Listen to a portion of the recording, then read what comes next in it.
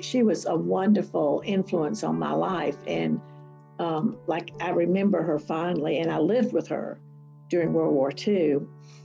She was born in 1900 and lived through World War I, the Great Depression, World War II. And she saw so much of the change in our country. She saw the first, you used to talk about the first time she saw a car, first time she saw an airplane. I mean, she lived in a time of great transition and change in our country and great hardship. But she always had a smile on her face, and she was a very loving, generous person, and was a huge influence on me.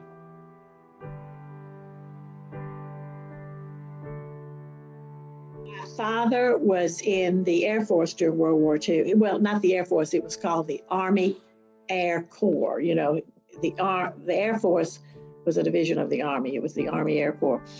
And he was stationed, you know, went into training. It was stationed all over the world. And Mother wanted to go to business school. And she lived with my aunt in College Park. And then I stayed with my grandmother during the week. And so Mother could go to business school and then take a job. And I don't know the exact dates of when she finished business school. I think that was a year or two, I don't know. And then it was Drawn's business school. And I remember hearing other women say that they would go to business school. And like I say, it was during the war. It was hard years. There were years of uncertainty. But then Mother would come home on the weekends. But during the week, I was with my grandfather and grandmother. My grandfather was a farmer, and he would go out farming every day. And then we would walk out and take him his lunch at noon and sit down, you know, have a little picnic with him. And he was a big part of my life too. I remember, and I think this is important, you've got to remember that there was a war going on. They were coming out of the Great Depression.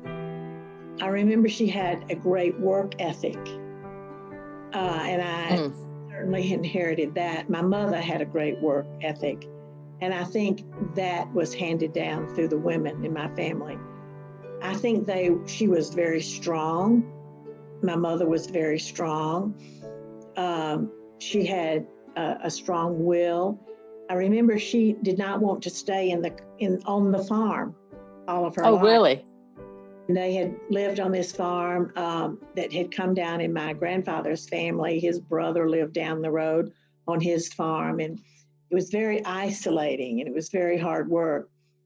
And after I was away and, you know, growing up with my mother and father going to school, and I don't remember exactly, sometime maybe in my teen years, my grandmother finally talked my grandfather into moving into the big city of Fairburn.